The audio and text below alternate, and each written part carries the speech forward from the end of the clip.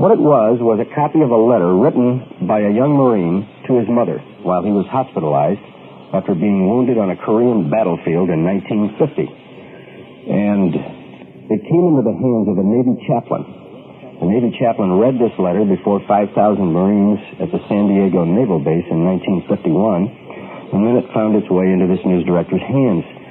But the Navy chaplain talked with the boy, and he talked with the boy's mother and the members of the patrol and the sergeant in charge of the patrol, and privately, Navy chaplain Captain Father Walter Molnar, and he might be listening now with the power of your radio station, and Michael himself might be listening now because I've talked with him. Really?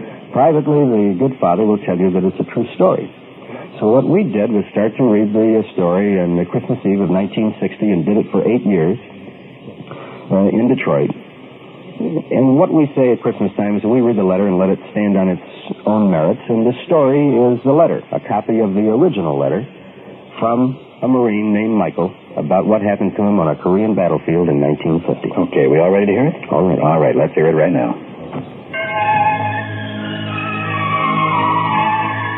Dear Mom, I wouldn't dare write this letter to anyone but you because no one else would believe it.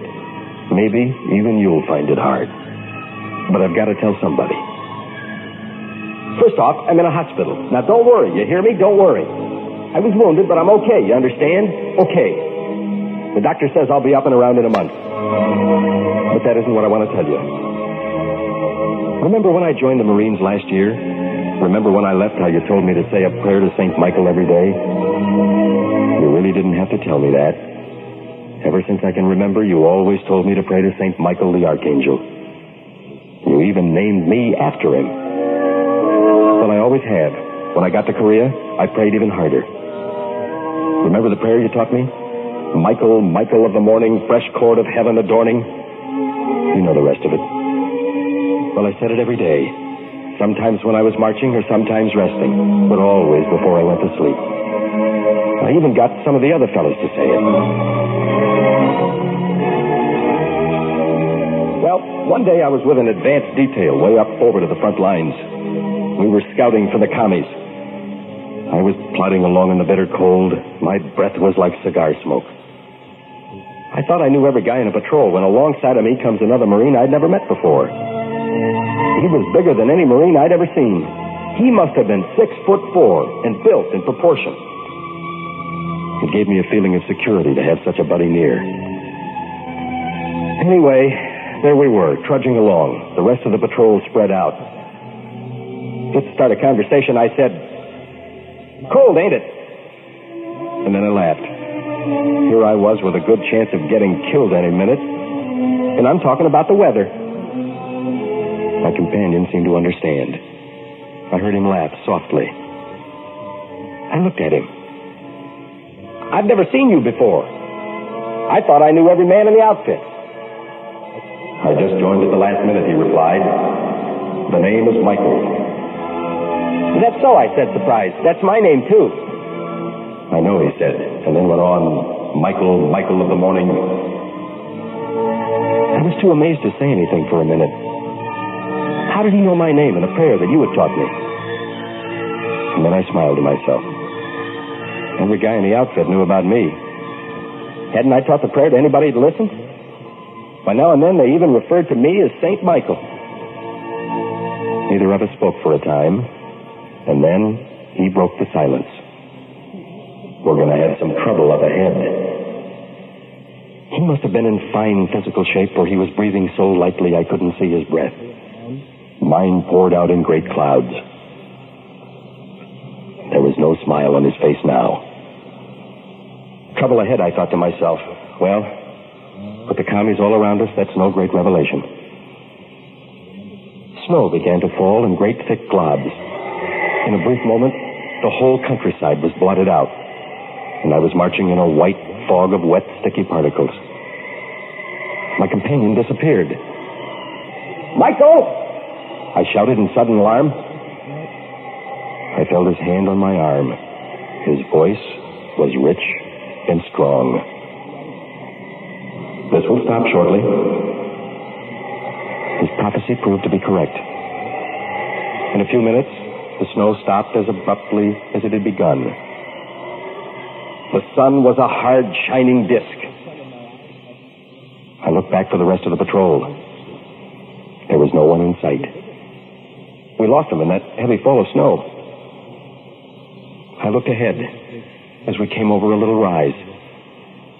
Mom, my heart stopped. There were 7 of them. 7 commies in their padded pants and jackets and their funny hats.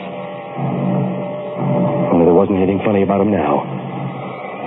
7 rifles were aimed at us. Down, Michael! I screamed and hit the frozen earth. I heard those rifles fire almost as one. I heard the bullets. There was Michael, still standing. Mom, those guys couldn't have missed. Not at that range. I expected to see him literally blown to bits. But there he stood, making no effort to fire himself. He was paralyzed with fear. It happens sometimes, Mom, even to the bravest. He was like a bird, fascinated by a snake. At least that's what I thought then. I jumped up to pull him down, and that's when I got mine. I felt a sudden flame in my chest. I often wondered what it felt like to be hit. Now, I know. I remember feeling strong arms about me. Arms that laid me ever so gently on a pillow of snow.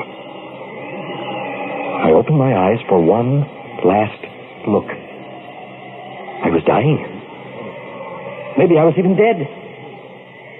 I remember thinking, well, this isn't so bad. Maybe I was looking into the sun. Maybe I was in shock. But it seemed I saw Michael standing erect again. Only this time his face was shining with a terrible splendor. As I say, maybe it was the sun in my eyes, but he seemed to change as I watched him. He grew bigger. His arms stretched out wide.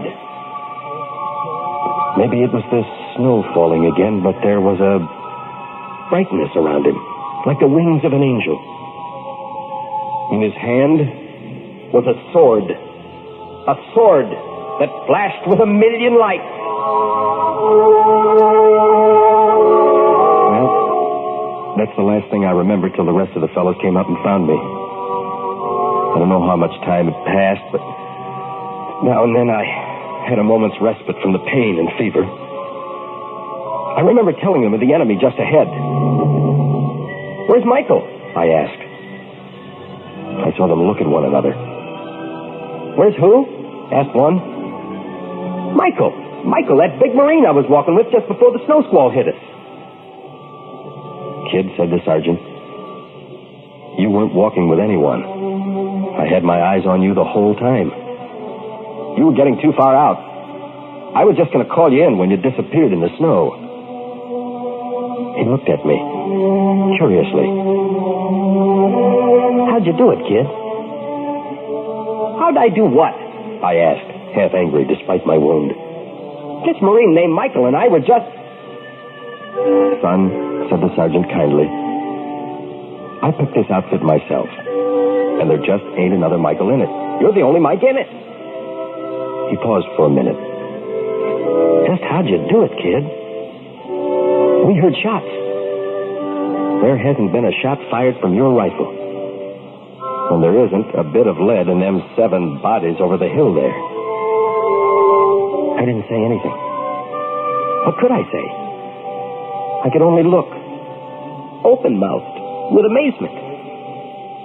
It was then the sergeant spoke again. "Kid," he said gently, "every one of those 7 commies over the hill there was killed by a sword stroke." That's all I can tell you, Mom. As I say, it may have been the sun in my eyes. It may have been the cold or the pain. But that's what happened.